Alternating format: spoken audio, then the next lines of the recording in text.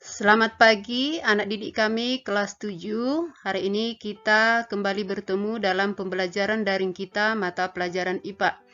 Topik kita hari ini mengenai klasifikasi makhluk hidup dan benda tak hidup.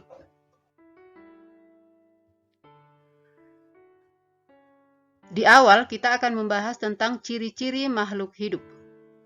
Yang pertama, bergerak. Pada manusia dan hewan, bergerak sangat mudah kita amati. Artinya, kita berpindah posisi. Itu yang dikatakan dengan bergerak. Pergerakan pada tumbuhan dilakukan oleh sebagian tubuhnya, sehingga tidak terlihat adanya perpindahan tempat, dan juga tidak mudah kita amati dengan mata biasa. Contohnya, ini gerak putri malu. Ketika kita sentuh, daun putri malu itu akan memberikan reaksi dengan bergerak menutup daunnya.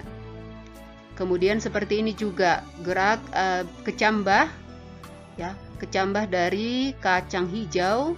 Ini dia bergerak ke arah datangnya sinar. Kemudian ini gerak tanaman melilit. Kemudian ini juga gerak yang mendekati dan menjauhi sinar matahari. Ini dia gerak pada tumbuhan yang mungkin tidak mudah kita amati dengan menggunakan mata biasa. Kemudian ciri yang kedua adalah memerlukan makanan. Makanan berfungsi untuk menghasilkan energi, pertumbuhan, dan mengganti sel tubuh yang rusak. Yang ketiga, peka terhadap rangsang atau iritabilitas. Ya, kita lihat dulu pengertian dari iritabilitas. Iritabilitas itu adalah sifat mampu menanggapi rangsang yang datang dari lingkungan. Jadi rangsang itu dapat berupa cahaya, panas, dingin, bau dari gas, sentuhan gravitasi, rasa, dan lain-lain. Manusia dan hewan menggunakan indera untuk mengenali adanya rangsang. Ciri yang keempat adalah bernafas atau respirasi. Bernafas merupakan proses mengambil oksigen dari lingkungan dan mengeluarkan gas karbon dioksida dari tubuh. Manusia bernapas dengan paru-paru. Hewan yang hidup di darat juga bernapas dengan paru-paru, contohnya kucing, kelinci, ayam, burung, dan sapi. Kemudian hewan air umumnya bernapas dengan insang, ya, contohnya di situ ikan gurami. Tumbuhan bernapas mengambil oksigen melalui lubang-lubang kecil pada daun yang disebut dengan stomata. Ciri yang kelima adalah tumbuh dan berkembang. Tumbuh merupakan pertambahan ukuran tubuh yang tidak dapat kembali lagi ke ukuran semula. Nah, seperti ini dia tanaman yang bertumbuh, kemudian hewan yang bertumbuh. Tumbuh itu lebih dia ke arah ukuran, jadi dapat kita lihat dan dapat kita ukur bertambahnya ukuran dari makhluk hidup. Berkembang merupakan pertumbuhan menuju kedewasaan. Jadi berkembang merupakan salah satu perubahan organisme ke arah kedewasaan dan biasanya tidak dapat diukur oleh alat ukur atau kita sebut juga ini bersifat kualitatif. Seperti ini, ya. Ini yang dikatakan dengan manusia bertumbuh dan berkembang.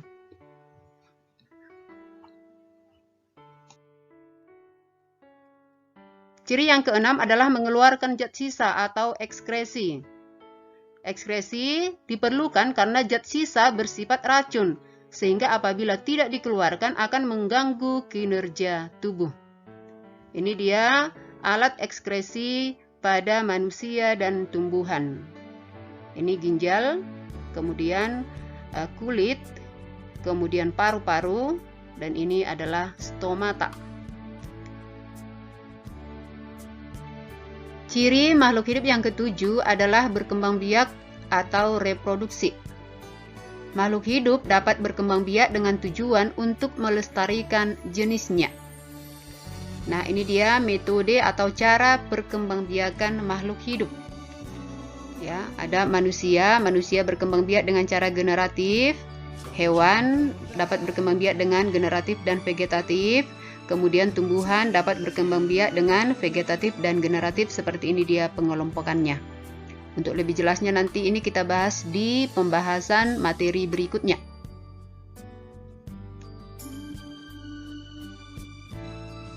Nah, ciri yang ke-8 adalah beradaptasi. Adaptasi yang dilakukan oleh makhluk hidup ada 3, adaptasi morfologi, adaptasi psikologi, adaptasi tingkah laku, ya, dengan keterangan seperti yang sudah saya buat di dalam slide. Kemudian kita lanjutkan dengan ciri-ciri benda tak hidup, ya. Ciri-ciri benda tak hidup yang pertama tidak dapat bergerak, kemudian tidak mengadakan metabolisme, kemudian tidak melakukan reproduksi, dan yang terakhir tidak ada tanggapan terhadap rangsang. Nah, kita lanjutkan dengan perbedaan makhluk hidup dan benda mati. Kita tampilkan dalam bentuk tabel seperti ini. Nah, ini dia. Jadi, kita uraikan perbedaannya itu dari bentuk, ya. Kalau benda hidup dia memiliki bentuk tertentu, sementara benda mati itu bentuknya tak tentu. Kemudian ada komposisinya, organisasi selnya, kemudian metabolisme ada atau tidak, kemudian mengalami iritabilitas atau tidak, kemudian terjadi reproduksi atau tidak, kemudian ada daur hidupnya atau tidak, kemudian bergerak dengan tidak bergerak. Ini dia perbedaan ciri makhluk hidup dengan benda mati.